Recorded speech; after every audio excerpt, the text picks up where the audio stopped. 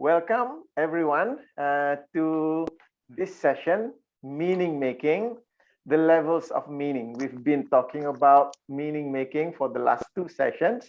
Now we are going into the levels of meaning. And just to remind you that this is part of our monthly neurosemantic series. We have the series on self-leadership, the meta-coaching system, and parenting. And it is so joyful for me. I'm so happy to see all the familiar faces joining in, and also someone new joining in, Tessie. Joining in. It's a pleasure seeing you after all these years. Haven't seen you. It's wonderful. So again, welcome. Franska, seeing Franska on video after a long time. And Amy, you are here with us. Really appreciate you've been coming in quite regularly, and watching as usual. Behind that, what is that, a lotus flower or something? And Tessie, to be able to see you again, such a pleasure to do that. And Danielle, I suppose you are completing your 10,000 steps while following the session that we have here. So welcome everyone. It is a pleasure and honor for me to be with you today. And just a quick introduction about this session. This session I conduct it every week under the auspices of the Institute of Neurosemantics Malaysia. I'm Mazuki. I'm a neurosemantics trainer and meta coach. And through training and coaching, I help people to systematically develop skills in leading, communicating, and coaching to bring out the best in yourself and others. In the 60 minutes or so together, we'll be discussing on the levels of leadership, on the levels of meaning, and as meaning moves up the levels, and also higher level meanings, which are your inner frames. What I do as per usual is that I will pause for discussion after each main point. This is to invite questions, comments, and contribution. My style is to be light and humorous. So if I laugh or smile, I'm never laughing at you, but at our silly human qualities. My purpose is to lighten things up, reduce being serious, and be more real. Now, quickly regarding why do we want to know about the levels of meaning, is firstly is that meanings drive our neurology. Higher level meanings generate higher level energies, and those meanings power our performance. Not understanding levels create confusions in performance. So a meaning that may appear the same. The meaning could be I am valuable.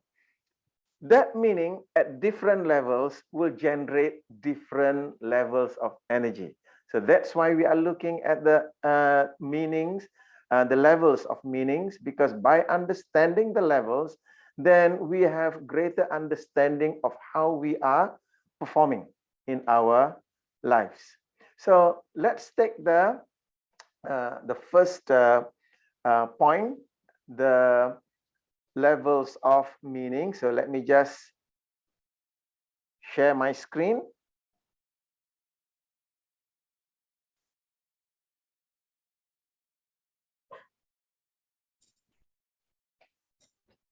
The levels of meaning.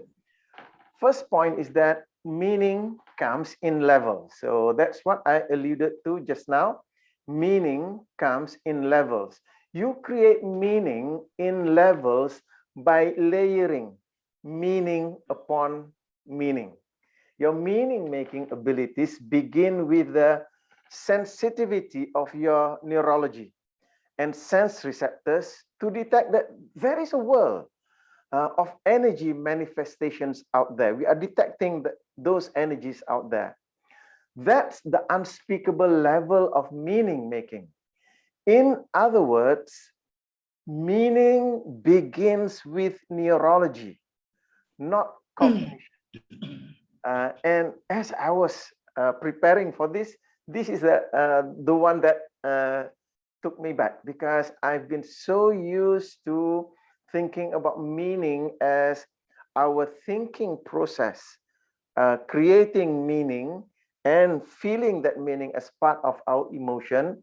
However, at the first level, when we are interacting with the surrounding, that unspeakable level of meaning making, it starts in the neurology, not cognition. So that's the first level.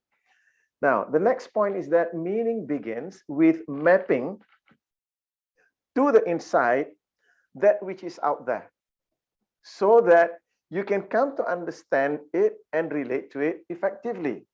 And that happens first in your body and then in your mind. So whatever is out there as the external world, whatever you say about it is not it. Your words as mental mapping differ from what you are referring to. The territory is different from and distinct from all of your words, linguistics, and symbols. Your map about it is not it. So our map of what's happening out there is composed of our meaning. That is the meaning to what we put to what's out there. It is not what's out there. So this is the second point that I would like to highlight. Now, the next point is, as you seek to discover what is out there, what you are actually aware is the transforms in your mind and body, which your neurology and sense receptors create. You see red and blue and green and yellow, but those are not things out there. Those are effects upon your sense receptors of the energy manifestations out there. A good example would be people who are colorblind. They see colors differently. I say it's green and my wife say it's brown, and I get into all kinds of arguments with her. So that green or brown is in the receptors. It is not what's out there. So when we look at what's out there, the rods and cones within our retina create that sense of color. Whatever is out there in those mysterious energy manifestations that science identifies as the electromagnetic spectrum is not color. Color is the meaning that we put to it. In your processing into sight, sound, sensations, smells, and tastes, you convert into the forms or maps that are meaningful to you. So the map that is meaningful to us are red, yellow, green, blue. Those are our maps. So that's that second point. Next point is that yet your transforms, while not the thing itself, provides you with a model or map of it. It gives you a map that enables you to relate to those sights, sounds, and sensations in a way so that you can cope effectively, surviving, being safe, creating networks of relationships with others, feeling good about yourself, and unleashing your highest and best potentials. You do not have to fully and even accurately understand all that there is out there, only enough so that you can use your mental models as maps to navigate the experiences that you want to seek to enrich the quality of your life. This separates neurosemantics from other disciplines, such as philosophy, physics, neurosciences, etc. In neurosemantics, Our focus is on the creation of meaning, the way we select, foreground, represent, and frame our understandings. Our focus is on modeling or mapping how a human being interprets, constructs, invents, and construes the events and people and language that we experience so that it serves us well.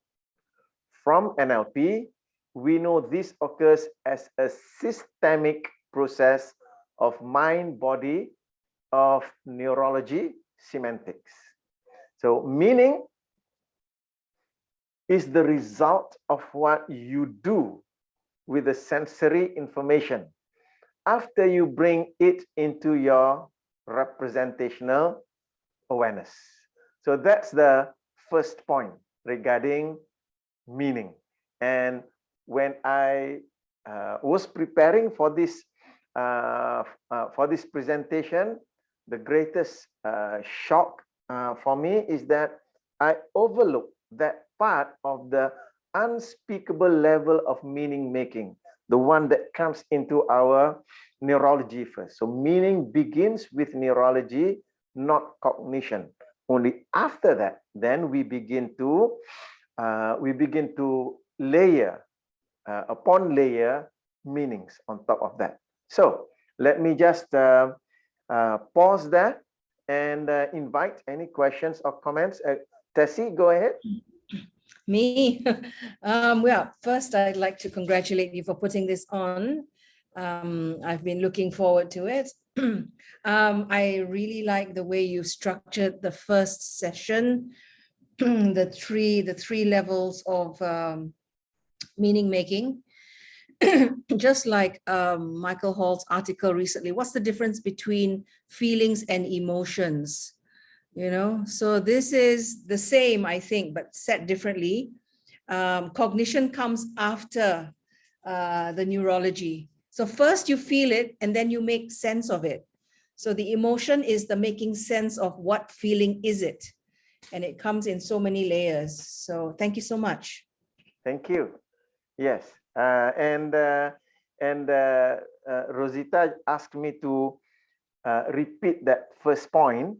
The first point that I mentioned, that was before you came in, I think, was that meaning comes in levels.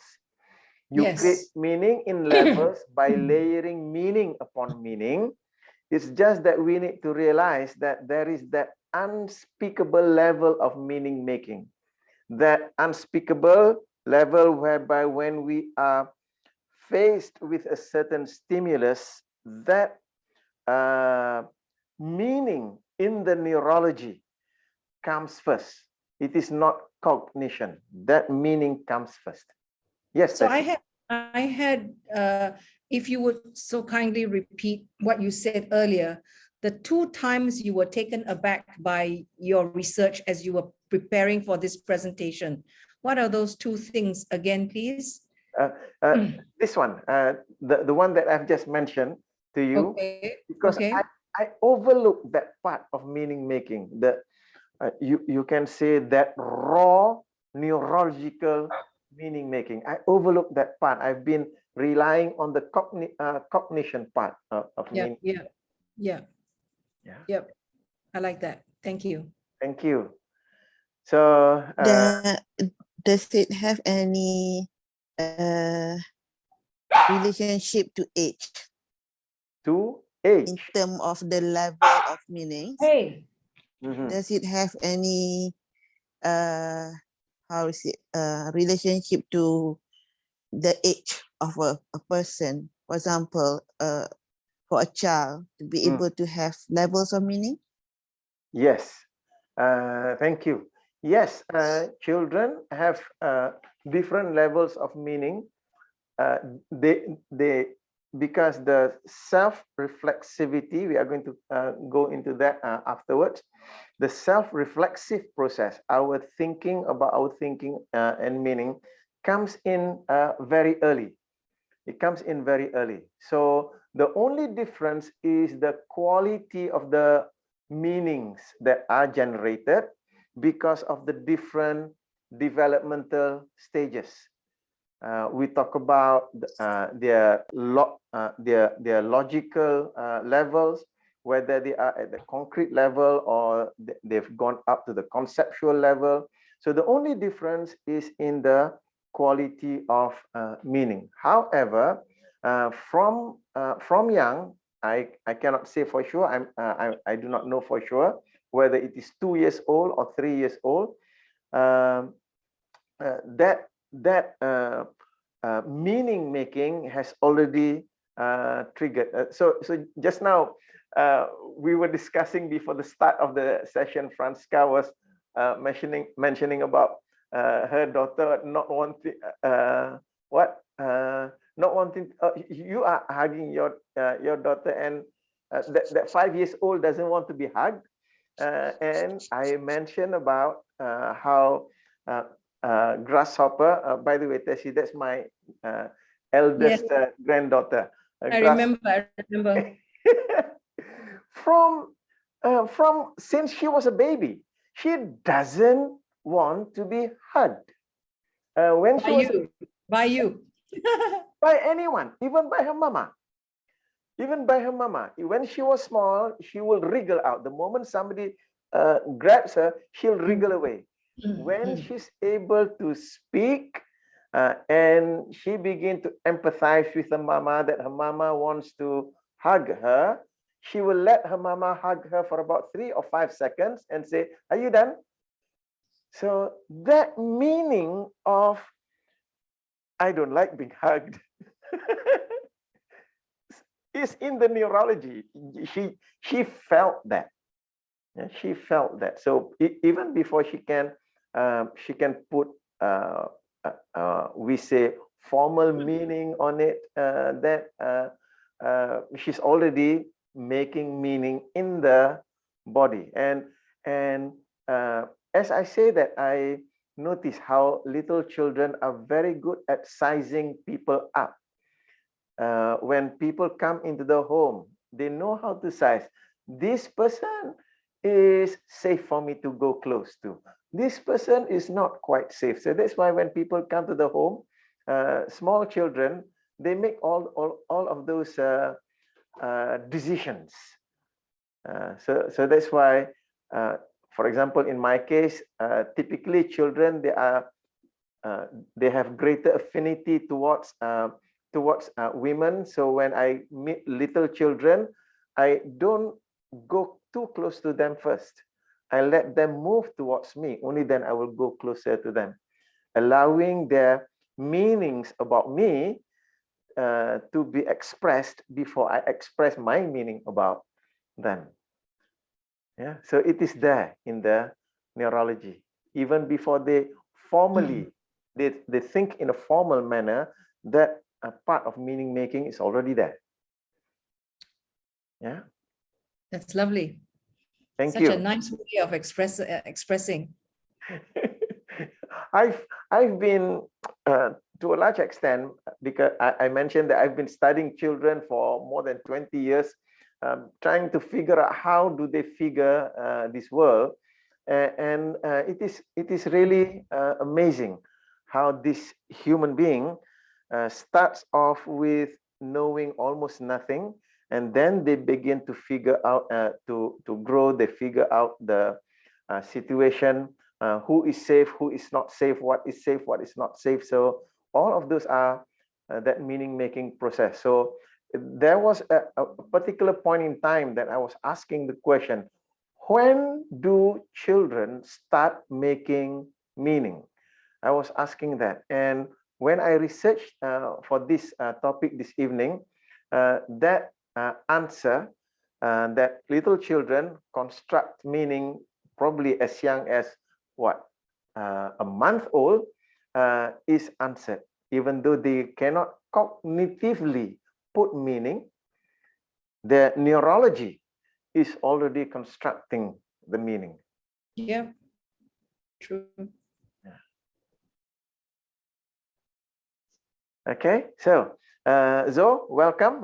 Good that to see that you're here. Any comments from you, Zo? I came in late. Just buka puasa now. Okay. What are the 3 levels Uh, of meaning? Liana is with me actually. Oh. Hi, Liana. Good that you're here. Oh, you're back in Malaysia, Liana? Yes, for a while. Okay, so no, I've not got to any 3 levels of meaning yet. So the first point I mentioned is about the levels of meaning. So this is the introduction to this topic. No levels yet. However, what I have mentioned just now, what I'm speaking this evening is based on the book by Michael Hall, Neurosemantics. The first level, you can say level of meaning, is at the level of neurology. Only then we use our cognition to create layer upon layer of meaning. Yeah. Okay, right. So let's move to the next point. Yeah, I mentioned that I'll be talking about 3 points this evening. Not levels of meaning. Okay, so let's move to the next point. Oops, have I?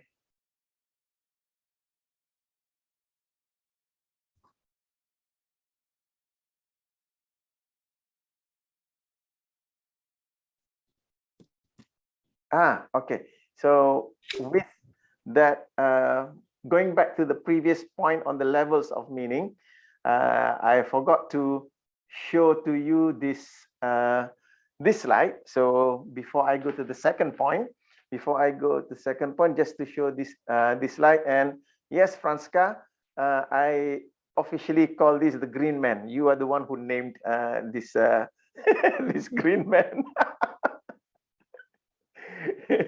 Now, Are you sure it is green? I'm not going to go into argument with my meaning making process calls it green, and Apple calls it green as well. So I'll go with that. Yeah, because we talk about the receptors. Yeah, we see things out there and we label that. So I'm labeling that as green. Okay, so so as we take in the information at the first level, we represent that information in the movie of our mind. So that's that first level. And even at that level, our body, our neurology is already creating meaning about what is represented. Then the meanings come in many different categories. These are not yet levels of meanings, but we are referring to the categories of meaning. So it could be the evaluation or decision. It could be motivation.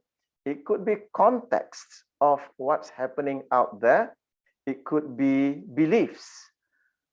And by the way, all the meanings are also beliefs. So that's another thing for us to kick around in our head as well. Then values and also evidence. So these are the different categories. So how we cognitively create meanings is we begin to classify and label them. So these are the different categories and classification in the levels of meanings that we have in our mind.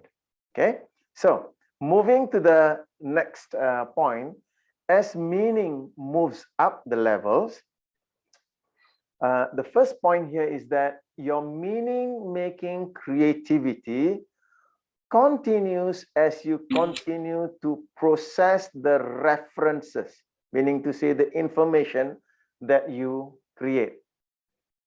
Your meaning-making creativity, meaning to say when we create our meaning, it continues as we continue to process the information. So it is non-stop. It is ongoing. This is a function of your self-reflexive consciousness. For just as soon as you represent something, it becomes what you are now referring to You are labeling it, classifying it, categorizing it, interpreting it, and construing it to mean something. In short, we are looking at a certain reference out there. When we bring it inside and classify it, label it, we construe meaning on it. Now this becomes our new reference. And then we begin to, the process of thinking, feeling about this now. So what was, the actual reference is out there, but when we bring it inside, now what is inside now becomes the new reference. And we put another meaning to it, and that becomes a new reference. And when you create that abstract interpretation from the conclusions that you draw, the calculations you make, that then becomes the next level of reference. And so it goes. So that's why we say the self-reflexive process, it keeps going. It keeps going up and up and up. So in this way, you layer thought and emotion about thought and emotion. You create meta states of interpretations, understandings, abstractions, decisions, memories, imaginations, intentions, all of those, layer upon layer, until you have the whole world or universe of meaning. This composite landscape of all your meanings, we call the matrix in neurosemantics. Yeah. So we'll not be going into the matrix model in this particular session, but when we talk about the matrix, it is that composite landscape of all the meanings that we have created about what's out there. Yeah. For example, I'm sitting in front of me, I've got my laptop over here, I've got the matrix that I have created about my laptop over here. So that's the matrix of what's out there. So as you go up these meta levels, meaning grows and develops and becomes more complex. It may also become contradictory within itself and generate internal conflict. So have you ever had that situation? For example, you can have the meaning running in your mind that I want to be rich and famous. And you may also have the meaning, I want to live a quiet and humble life, contributing as I can. So it's all because of that process of meaning making. You go one way of meaning making about your life, you come to that point whereby you say, I want to be rich and famous. Another way of meaning making brings you to, I want to live a quiet and humble life, contributing. Now that begins to be contradictory, and that's when problems will surface in our life. So as meanings move up the level, we are giving life to it. We are creating that landscape. We are creating that matrix. So that's why we want to be aware of the levels of meanings that we are creating, because if they begin to go in different directions, then we are creating that confusion for ourselves. And I'm sure that many of you, just for example, in my case as well, there have been many situations whereby I get in a dilemma about things. Yeah. Okay. So yes, G, go ahead. You raise your hand. Yeah, because hold on. Can you show again the green man and the two meanings? I mean, sorry, the two meanings that you mentioned just now. Yes. And when I see that, that also, when we have a meaning that being famous, we cannot have a quiet life. Mm-hmm. So that is also another meaning that we have made on being famous. Actually, that's true. That two meanings can actually merge together with the meaning that being famous can also be having a quiet life. What's another meaning over there? What you mentioned just now? Yeah, so I've got it on the screen. Yeah, I want to. Yeah, because I was not wearing my spec. Okay. Okay. Okay, hold on. Yeah. That is the beauty of an online class. You can. Okay, hold on. Okay. You say that I want to live a quiet and humble life and contributing. I want to be rich and famous. To say that, to have a meaning that these two are contradicting one another is also another meaning. Yes, there's a Because meaning that you put to it. it can be both of them don't have to be contradicting. Can it? Yeah, it can. Who says that you cannot have a humble, a famous and a life and stay humble and stay quiet and be contributing? I mean, there's a meaning I put because I struggle with this too. And when I come to the conclusion that, yeah, we can have a rich and famous life, but being quiet and humble and contributing, we can have that. But not accepting that is causing the struggle. I mean, that's the meaning that I put. Yeah. So what are the frames of meaning? Yeah. Yeah. So it depends on how you define rich, how do you define famous. So those are your meanings of rich and famous. Nice one. Very good. Thank you. Yes. Anyone else has got any comments or questions?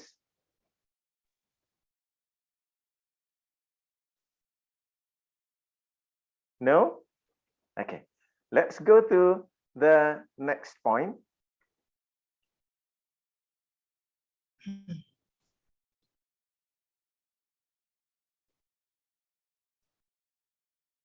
So, yeah. So now we are moving to the third point, which is higher level meanings. These are your inner frames. It is the same reflexive process that enables you to transform an external event into an internal representation and then frame a reference that now enables you to build frames with frames. So it's the same process whereby you take information out there and creating an internal representation over here. And then what happens is that this internal representation becomes our frame for reference. You are forever subsuming one frame within another.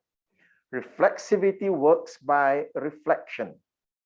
By reflecting on an experience, you represent it and classify it and then frame it and so on. So how we create this frame within frames is that as we cognitively create meaning about what's happening out there. Now, this meaning becomes our reference point. So we begin to think and feel about this meaning and create another layer of meaning above that. Now, the thing about it is that that layer of meaning then becomes our new reference point, and it can also transform to become our new frame because it is at a level which is higher than that. And so as we create this new frame, we begin to reflect upon it, we create another level of meaning on top of that. And this new meaning then becomes a new frame for us to create another level of meaning. And then in turn, we create this meaning to be another frame, and then it goes on and on and on and on. So this is where we need to be aware of our meaning making process and our framing process, because that in itself will create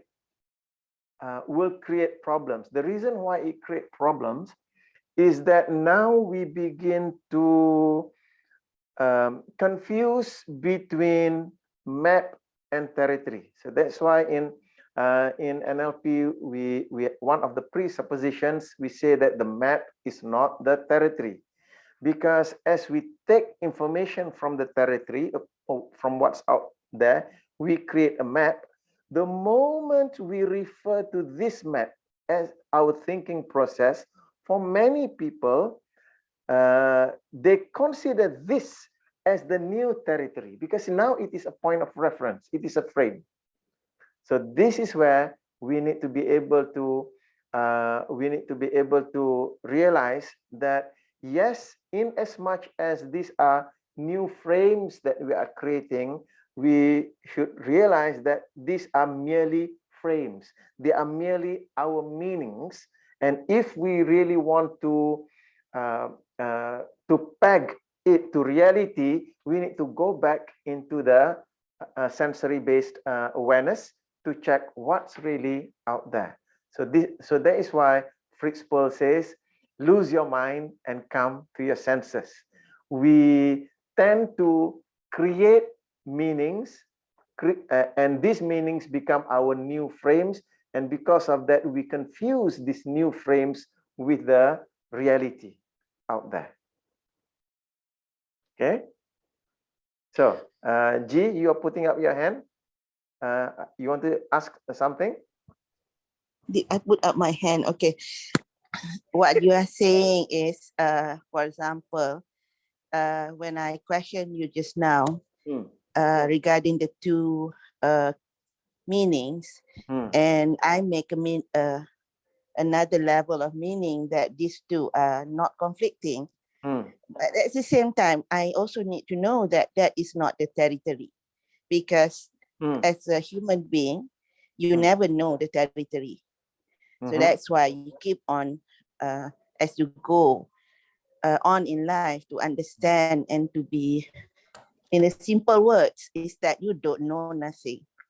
And to be able to have an open mind, an open heart, to actually know that you can learn and keep on learning, and keep on discovering and exploring and keep on discovering new things, understanding that even at the end of your life, you do not know the territory.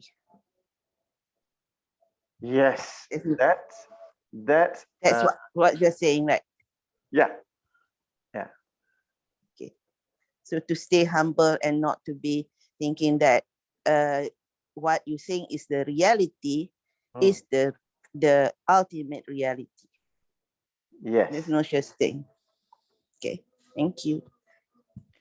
So just now, Ruki, you said that we can get into trouble if we just, wallowed in our own meanings without checking.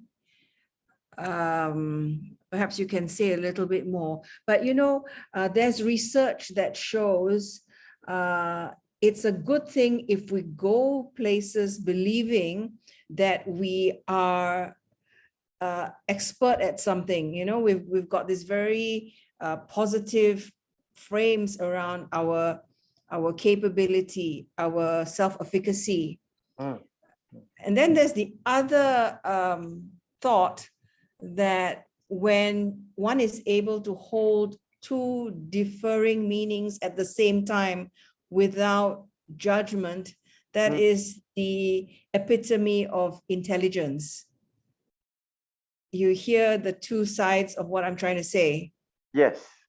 Yeah. So how can we just bring this all together? So the first point I made was if you bring your matrix wherever you are, thinking that you're absolutely right, you're wrong. That's the time when you get into trouble, right? Yes.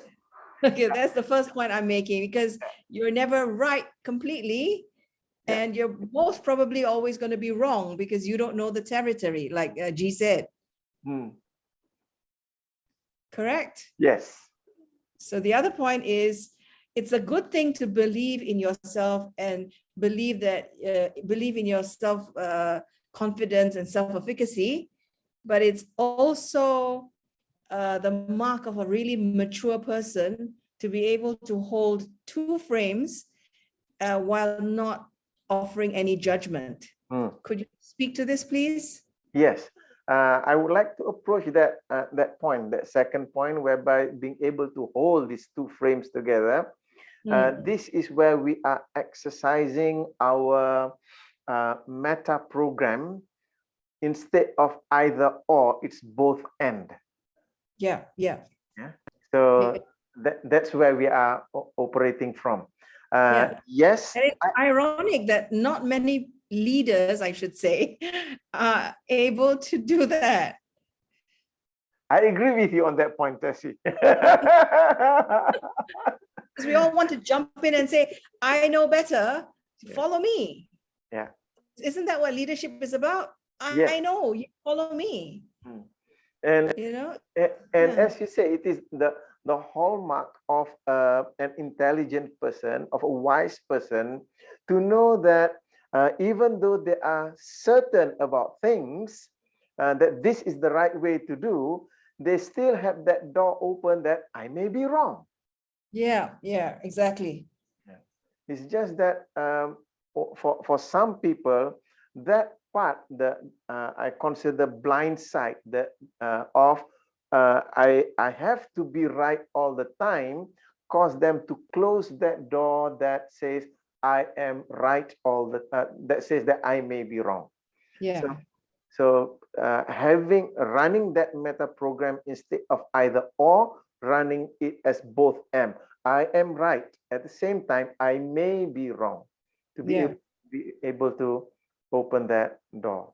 And that requires going back into, since you mentioned it, now what triggers now are the meta programs about self-identity and self-ego.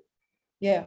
So those are the meta programs, the semantic meta programs that we need to take into account, because if a person is running an unhealthy ego meta program, then they will not admit even to themselves that they are wrong. Yeah. So that requires a higher level of wisdom. Yeah. We in the work that we do,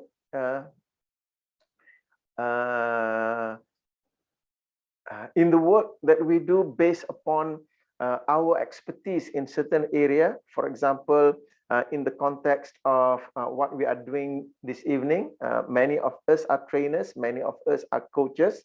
We have the confidence with respect to our skill in doing what we do. So that confidence gives us the power to move forward. At the same time, we also have the self-efficacy that whatever that I don't know, I can learn. So that drives us forward. Now, that part, the efficacy of whatever that I don't know, I can learn, is also a dimension, to me, is a dimension whereby I'm accepting the fact that I don't know everything. Yeah. So that allows me the ability to be able to listen to feedback. When people are giving me feedback, okay, so what's this area that I don't know yet? Please tell me. Instead of being defensive about things that I don't yet know. So thank you for bringing that perspective, Tessie. Anyone else has got any questions?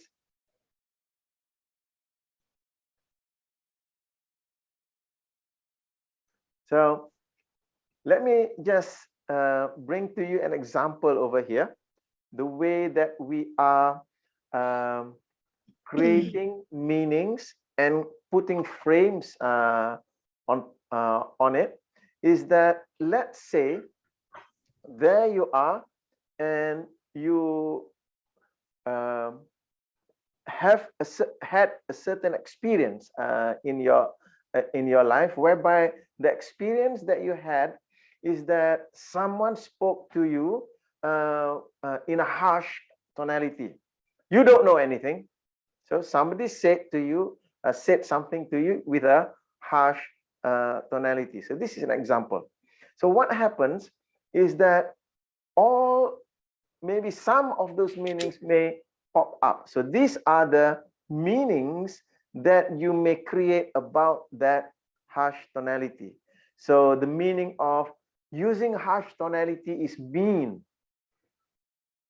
Only mean people speak with harshness. So that's another meaning. Or harsh tonalities are signals that someone is going to lose control. Or harsh tones by parents show poor parenting. So these are the meanings that may pop up as you experience an event where somebody spoke to you in harsh tones. Now, that is at one level. That's the first level of meaning that you have created. So those are the meanings that you may have created on this event, that is harsh tonality being spoken. Then above that, you may create another level of meaning, and this could then become your frame of operating in the world. People who speak with harsh tonality are mean. And what would happen? What would happen if you go around the world with that kind of frame? The moment somebody speaks with the tonality, the quality of voice, the speed of voice, the tone of voice, that to you is harsh, then you are quick to label that person as mean. So notice how these frames begin to affect our meaning making and into our neurology. And for some people, just hearing that kind of tonality just triggers their emotions. So this happens. And when I was mentioning about this thing called harsh tonalities, we are the ones who are somehow we label that as harsh tonality. It is the volume of voice, the speed of voice, the pitch, the tone, all together in a certain parameter. When we hear it, we call it harsh. So one of the YouTube videos that I love watching are people performing in America Got Talent, Britain Got Talent, and they sing. And I love watching those because I don't sing. I don't know how to sing. So don't ask me to sing, but I appreciate people who can sing. And what I do notice is that people's voice quality are so varied. Yeah? People's voice qualities are so varied. And some of that voice quality can be so rough and gruff, and it can go so bass, so deep, and yet there is beauty in it. What happens is that if at a time when somebody was using that tonality and we label that tonality as harsh, then what happens to us is that whenever we are faced with that kind of tonality, even though that is that person's normal speaking voice, we label that person as mean, because we are running on that frame that people who speak with harsh tonality are mean.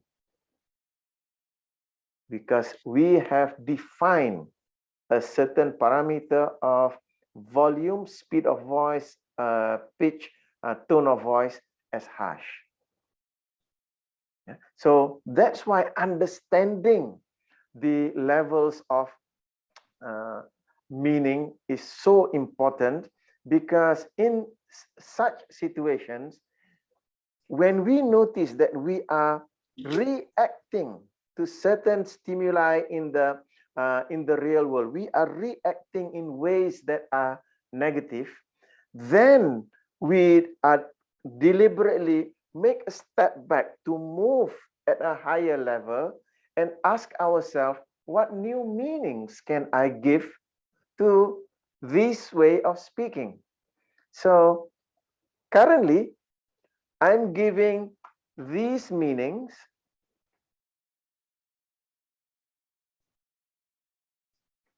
to this. So currently I'm doing that.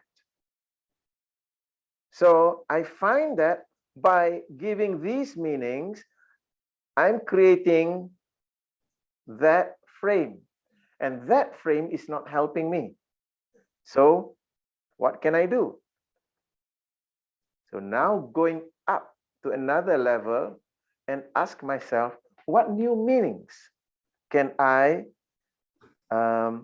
make with respect to this tonality? Instead of calling it harsh, what new meanings can I make to that way of speaking? Once we are able to do that, then we are free to create new meanings. So one meaning that I can put there is that those conclusions that I made perfect sense when I was a child of 8. So noticing that I made those meaning when I was really small. My cognitive development was not fully developed yet. So I made that conclusion. It made perfect sense for a child of 8, but I'm not yet 68, but 58. Is that meaning still useful for me? So I can make another meaning that those conclusions reflect how scary the harsh tonality seemed to me when I was a child of 8. Those sentiments reflect poorly constructed maps. So my maps were poorly constructed. So that's why I put those meanings. Such ideas do not really serve me well in terms of empowering me to cope with harsh tonalities. So I had labeled that way of speech as harsh tonality, and because of that, it triggered me. So now, because I'm able to move at the higher level of meaning. So that's why it's important for us to understand that the moment we move to a higher level meaning, then we can take that step back to reanalyze all of the meanings that we have created before, asking the utility question, does that serve me? And if it doesn't serve me, then I begin the meaning-making process at a higher level, creating new meanings that serve me better.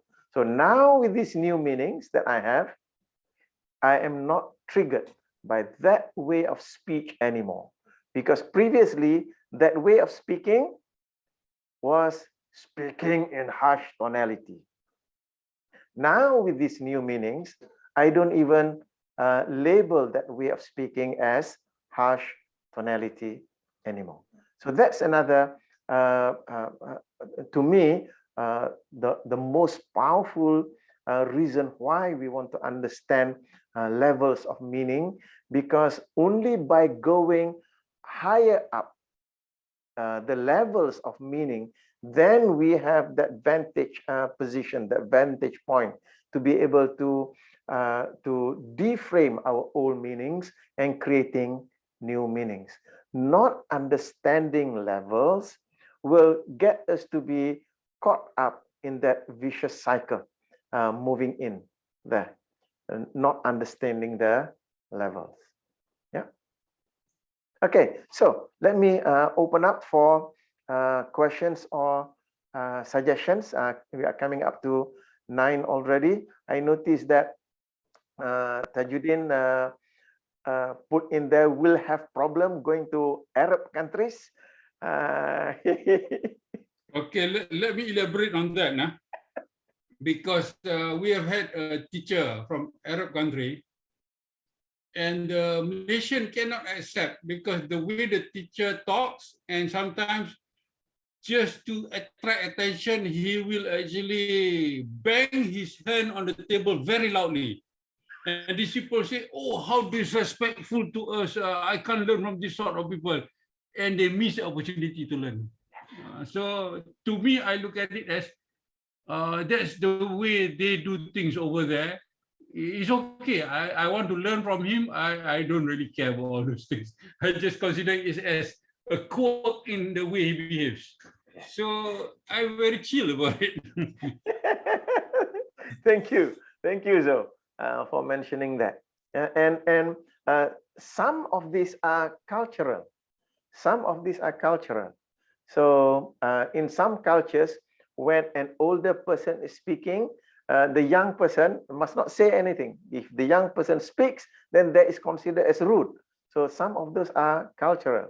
So having the knowledge about levels of meaning allows us to move even beyond the cultural frames. So Taj is really chill about it because he operates on a high level of meaning. But you know, there's research shows that tonality goes past our critical factor, as it were. And when we hear a loud or harsh voice, immediately we go into fight, flight, or flee mode. You know, our reptilian brain makes sense that there's danger. So the hippocampus and amygdala immediately kick in and tell us that that's not a pleasant situation. So run, you know, or freeze or fight. So in negotiation, sometimes when we talk, I teach that. I say the most basic skill you have to learn in negotiation is to keep your tone like the late night DJ, so that it removes all the element of fear from the conversation, because you don't want to talk like that. You want to keep it really calm, you know, keep your tone really friendly, so that your reptilian brain doesn't go. Yes. Zo, you want to explain that? Now, the point that you put in there? Yes, it's true. Some people use the loud sound as a method of getting their way. Absolutely. I know so many. Yeah, in negotiation, some people use that as their go-to. Yeah. When they find that they can't out argue your rationale, they will scream at you. Yeah, They yeah. will scream and intimidate you. Yeah, yeah. So I think if we want to get our way, we just have to be calm and cool and forget about this, consider this as noise. Yeah, yeah. And just get on with what we want to say. Yeah. So that requires the skill of going meta, going beyond that. So instead of equating that that behavior of screaming and shouting as something unpleasant, so you just going meta to be able to just listen from the state of calmness. At the same time, Tessie, when you mentioned about speaking like a late night DJ, these are also, this is an example of making use of unconscious meanings that people put on things to reach out to them. Because I believe one very good example is Margaret Thatcher. Before she became the Prime Minister, her way of speaking, her speech was at a very high pitch speech, and she'll be talking like that, and as then far as she the learned how British to get public is down. concerned, that way of speaking coming from a woman, that's nagging. So these are, I would say, what do we call them? These are biases. Yeah? These are biases. And understanding that's an unconscious bias in the British public. She learned how to speak at, her level of speech is much lower than this. She'll be speaking at this speed and at this tone of voice. And she continued throughout her premiership. And that gave the British public the confidence, even when she declared war against in Falkland, the British public just went behind her because she learned how to speak in a way that takes into account the biases in society. So yes, people react to these biases. At the same time, for us to be able to move at a higher plane to recognize these biases, so that we don't fall, we do not become trapped by these biases. Yeah. Okay. Right. So coming to the final slide that I would like to share with you.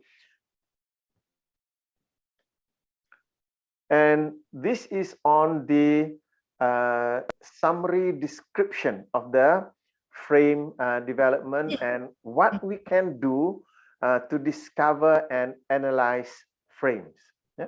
So you may have to engage in some discovery of your current frames and then some analysis of what those frames have done for you. So in this case, for you to be able to apply to self, to just discover what are the frames that you've been operating from, and to be able to know whether they are useful or unuseful for you in the context of whatever is unuseful, then make changes from there. So asking yourself this question, what experiences have you been through? Whether they are experiences that are desired experiences or undesired experiences, to identify and to catalog them, just a few of them. And next question, asking yourself the question, how have the experiences been memorable, significant, and impactful in your life? Both positive and negative as well. Yeah. How have you used these experiences for good or ill? And next question to ask is, what games have you played or are playing with those experiences? Do they enhance or empower you? If they enhance, then to go to those frames and take those frames, identify those frames, and continue using those frames. So I approach things from utility perspective. If it works for you, then keep using it. If it doesn't work, then we change. So if they empower you, then identify those frames and continue to use those frames in other areas that may be relevant. And the last question there is, what game would you be willing to play with those experiences? The example that I keep sharing with friends and people who join me, the example, one day my grasshopper, I think she was about 6, 7 years old, she sent me a text using her mama's handphone, sent me the text, "Grandfather, you are an emoji of a mushroom." And I wondered, why is she calling me a mushroom? So I called up my daughter and asked, "Shaima, why did grasshopper call me a mushroom?" Then my daughter laughed and said, "Oh, she was going through Wikipedia." Wikipedia at the age of 6, so I'm quite stunned as well. She was going through Wikipedia and she found out that a mushroom is a form of a fungi. So that's what she's referring to. Grandfather, you are a fungi. A fun guy?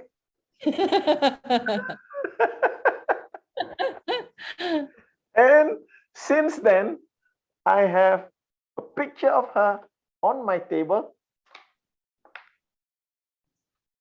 to remind me that I am a fungi. The reason why I do that is that realization that I am a fungi. As far as my grandchildren are concerned, I am a fungi. Because in the profession that I am in, as a trainer and as a coach, sometimes I receive accolades from the people that I train. And receiving compliments can go to your head and make you big-headed. So I use that as a reminder. Yes, people may compliment you, how clever you are, how great you are. However, I said, well, whatever that people say, I'm just a fungi and I'm happy with that. So taking that frame as I'm a fungi, I'm ready to do anything that, firstly, with my grandchildren, I'm ready to do anything that will make it fun and enjoyable for them. So I can be the fungi, I can be the clown, because I am there to serve them. At the same time, when I am in the training context, in the training classroom, in coaching, I will bring that fungi, I will bring that humor, because if that humor is something that will make learning easier for others, I have no qualms about bringing that fungi into that learning classroom, because that is how I serve the people in the best possible way. So that's for me an experience of looking for frames that, if those frames work, then to be able to use it for ourselves, for our benefit and also for the benefit of others. It's just that whatever frames that we have, be careful of their limits, of their boundaries. Because so far, when it comes to human frames, I have not come across a frame that is completely universal. There are always boundaries, there are always limits. To be able to recognize those limits, recognize those boundaries, to not overuse certain frames, because you are more than your frames. You are more than your meanings. Your frames are your constructs, your meanings are your constructs. You are more than that. Okay, so that's about wraps up what I would like to bring to our discussion this evening. And part of what I love to do whenever I have this discussion is to learn from you, to ask you, what is your 1, 2, or 3 takeaways that you get from this discussion that we have this evening. So I would like to go one by one, invite each and every one of you, if you don't mind sharing with the room, what is your takeaway from this topic on the levels of meaning? Yeah. So before I do that, let me check the, okay. So I noticed, Amy, you put in the fungi there. I mean, you have a child who's good in language and they become a really punny person. Okay, so let me start off with yeah.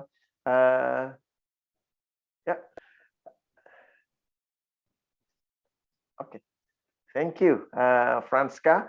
So Franska kicked off the takeaway by putting into the chat box. Thank you, Mazuki. I just know that meaning start from neurology. Thank you for sharing that, Franska.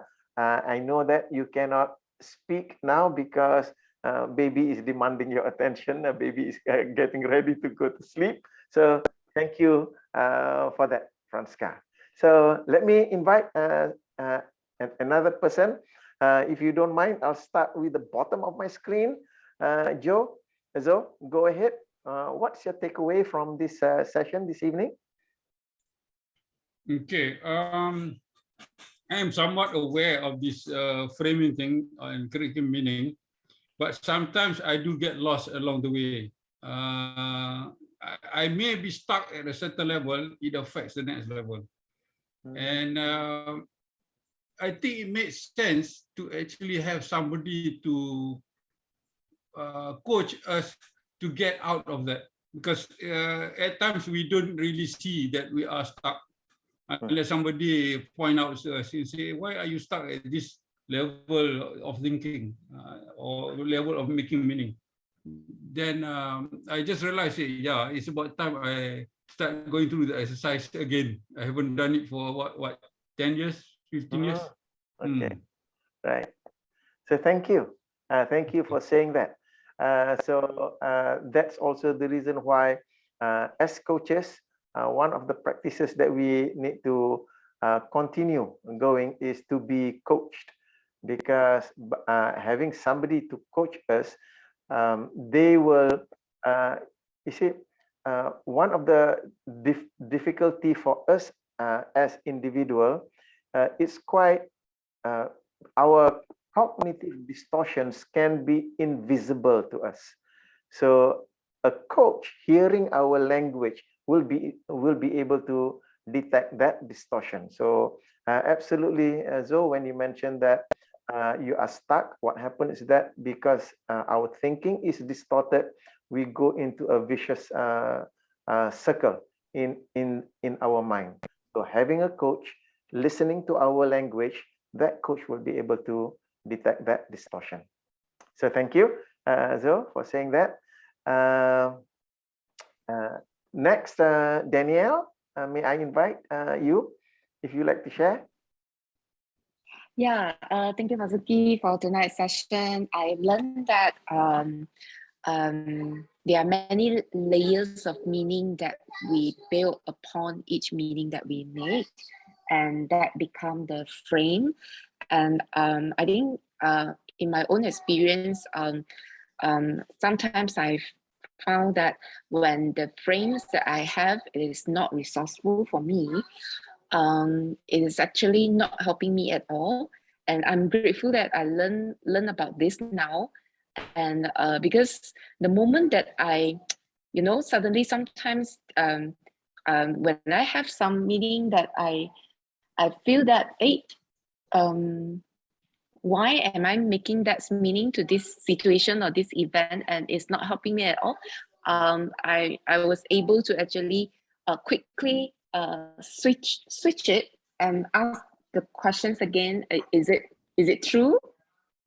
Yeah. So I think it is very important, and also it's very interesting. Like just now when you said that actually children, they make meaning as well, because through my daily conversation with my two girls, they are 8 and 11. I noticed that they make all kinds of meaning, and sometimes it's fun, and sometimes it actually alarmed me that, oh, maybe it's time to, where did they get this meaning from, like from the internet or from school. So yeah, so I think by understanding this and then able to ask a question, what do you mean by that? What do you mean by that? Help me a lot, like in guiding them as well. Right. Yeah, thank you. Thank you, Danielle. Appreciate that. Next, Guat Ching, go ahead, Guat Ching. Thanks, Mazuki. I think meaning and metrics are interesting. So it also meaning is very complex because it's layers by so many layers. I also need to use the coaching conversation skill set to keep asking the question, to deep dive into the real meanings, which layer by layers. Yeah. It's also interesting to find that from other people conversation or the words that they use, you will be able to detect their mindset or what's their metrics, the meanings playing in their mind. Yeah. Okay. Thank you, Guat Ching. And over to you, Amy. Hi. I'm just very struck by the one where you say discovery and analysis of frames. and just reflecting on some of the experiences I've had and the games, that I'm just wondering, are they empowering me? If they're not, I need to let it go. I have to find out what empowers me and how I can use that to empower me. Yeah, I need to do quite a bit of soul searching here. Thanks for today. Oh, it's great. Thank you. Thank you, Amy.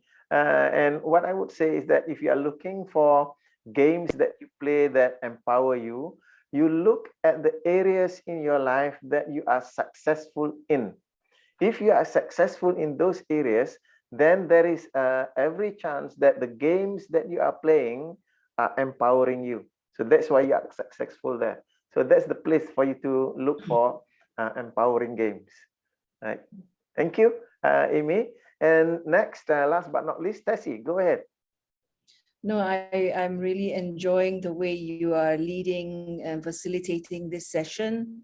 You started off by framing beautifully, telling us your training style and how you engage with each one of us, holding the space for each one of us. Everyone brings a different energy. So thank you for that. Of course, the thing that I love most about today is the meanings that we make is not what it actually is. So that separation of, the meanings that we make and the layers and the frames and is not the territory. So that's a real wake-up call to stop and think, like, what do I want to do with this? And how many steps back do I need to take to assess what's real and what's made up?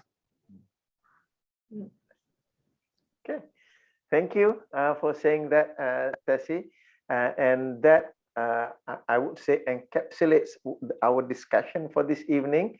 We are talking about the levels of meaning, and all it boils down to is that those levels of meaning congruent with what we are experiencing in this world. And when you mentioned that, Tessie, when it is not congruent, for us to be able to be ready to let go of those meanings. Because if they are not congruent, then they are not useful. So when we have the ability to let go of existing meanings, now we are not being entrapped or imprisoned by our own meanings and frames. So we are able to move to the higher level. So that's where the core importance of understanding about levels of meaning that allows us to move to a higher and higher level to free ourselves from our own prisons that we may create through our meanings and frames. So with that, everyone, thank you very much. I really appreciate your being here this evening. I look forward to seeing you in the sessions that we have in the future. So with that, I wish you good night. God bless all of you, and keep all of you safe during this time. So good night and thank you. Goodbye. Yeah, thank you, everyone. Thank you. Thank you.